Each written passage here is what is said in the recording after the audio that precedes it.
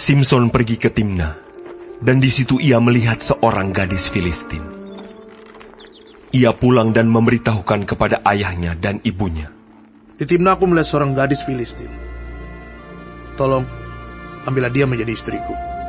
Tetapi ayahnya dan ibunya berkata kepadanya, tidak adakah di antara anak-anak perempuan sanak saudaramu, atau di antara seluruh bangsa kita seorang perempuan, sehingga engkau pergi mengambil istri dari orang Filistin, orang-orang yang tidak bersunat itu? Tetapi jawab Simson kepada ayahnya, ambillah dia bagiku, sebab dia aku sukai. Tetapi ayahnya dan ibunya tidak tahu bahwa hal itu daripada Tuhan asalnya. Sebab memang Simson harus mencari gara-gara terhadap orang Filistin. Karena pada masa itu, orang Filistin menguasai orang Israel. Lalu pergilah Simson beserta ayahnya dan ibunya ke Timna. Ketika mereka sampai ke kebun-kebun anggur di Timna, maka seekor singa muda mendatangi Simson dengan mengaum. Pada waktu itu, berkuasalah roh Tuhan atas dia, sehingga singa itu dicabiknya, seperti orang mencabik anak kambing, tanpa apa-apa di tangannya. Tetapi tidak diceritakannya kepada ayahnya atau ibunya, apa yang dilakukannya itu. Maka pergilah ia ke sana, lalu bercakap-cakap dengan perempuan itu, sebab Simson suka kepadanya. Setelah beberapa waktu, kembalilah ia ke sana untuk kawin dengan perempuan itu. Dan ketika ia menyimpang dari jalan untuk melihat bangkai singa itu, tampaklah ada kawanan lebah pada kerangka singa itu, dan juga madu. Dikeruknya madu itu ke dalam tangannya, dan sambil memakannya ia berjalan terus. Kemudian pergilah ia kepada ayahnya dan ibunya, dan memberikannya juga kepada mereka. Lalu mereka memakannya. Tetapi tidak diceritakannya kepada mereka bahwa madu itu dikeruknya dari kerangka singa. Setelah ayahnya pergi kepada perempuan itu, Simson mengadakan perjamuan di sana, sebab demikianlah biasanya dilakukan orang-orang muda. Ketika mereka melihat dia, dipilihlah 30 orang kawan untuk menemani dia. Kata Simson kepada mereka, aku mau mengatakan suatu teka-teki kepada kamu. Jika kamu dapat memberi jawabnya yang tepat kepadaku dalam 7 hari selama perjamuan ini berlangsung dan menebaknya, maka aku akan memberikan kepadamu 30 pakaian lenan dan 30 pakaian kebesaran. Tetapi jika kamu tidak dapat memberi jawabnya kepadaku, maka kamulah yang harus memberikan 30 pakaian dalam dan 30 pakaian kebesaran kepadaku. Kata mereka kepadanya, katakanlah teka-tekimu itu, supaya kami dengar. Lalu katanya kepada mereka, dari yang makan, keluar makanan. Dari yang kuat, keluar manisan. Ada 3 hari lamanya, mereka tidak dapat memberi jawab teka-teki itu.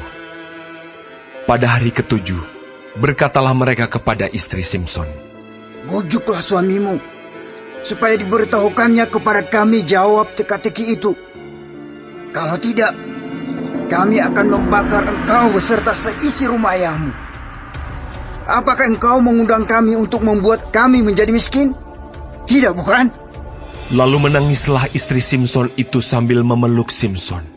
Katanya, engkau benci saja kepadaku dan tidak cinta kepadaku. Suatu teka-teki kau katakan kepada orang-orang sebangsaku, tetapi jawabnya tidak kau beritahukan kepada aku.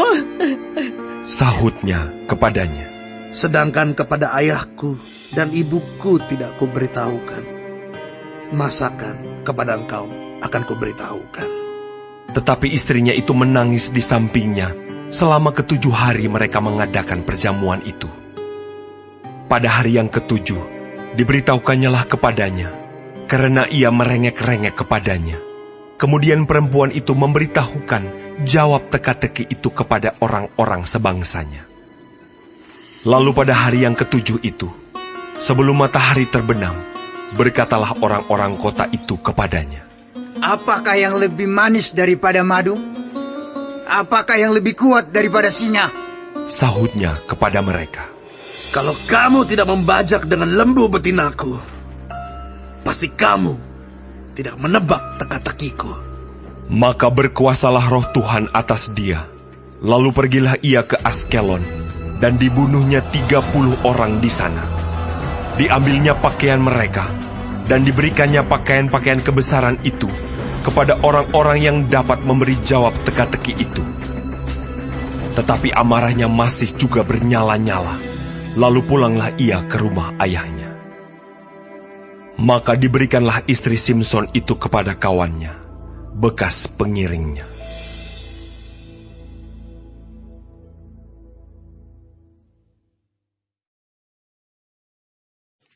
Shalom semua jemaat Tuhan.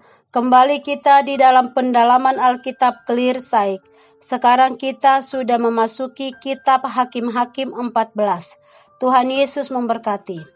Sekalipun Tuhan telah memberkati Simson dan memberinya kuasa roh, Simson membuat beberapa kesalahan fatal yang mengakibatkan kegagalan rohani dan kematian secara jasmania.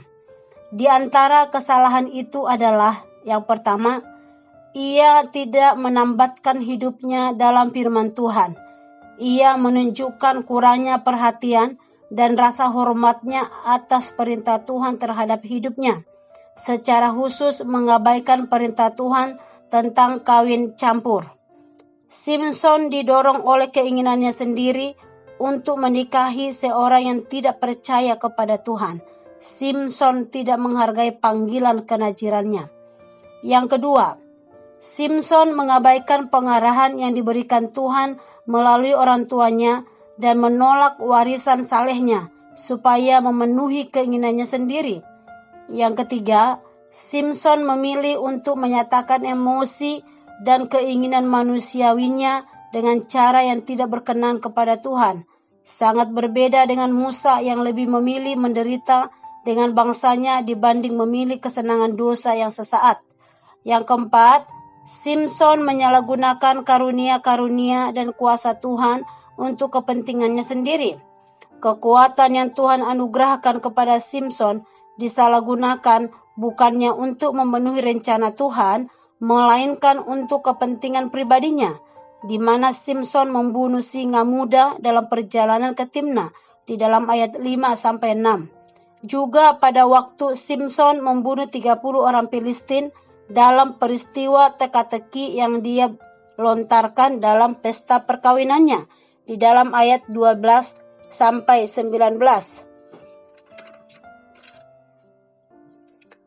Masalah terbesar atau masalah yang mendasar dari Simson ini adalah dia tidak tunduk kepada otoritasnya Tuhan dan juga tidak tunduk kepada otoritas orang tuanya, di mana orang tuanya menyatakan keberatan atas keputusannya menikahi gadis Filistin. Tidak tunduk pada otoritas membuat dia membiarkan hasratnya menguasai dia, tidak peduli dengan segala akibatnya. Padahal seharusnya kita menyangkal diri atas segala hasrat yang bertentangan dengan kebenaran Tuhan. Marilah kita belajar untuk mempertimbangkan kembali segala hasrat atau keinginan kita dan kita bandingkan dengan kehendak Tuhan atas hidup kita. Apakah menyimpang? Tuhan menolong kita untuk tidak tunduk pada hasrat diri kita semata-mata, melainkan tunduk kepada kehendak dan rencana Tuhan. Amin. Tuhan Yesus memberkati.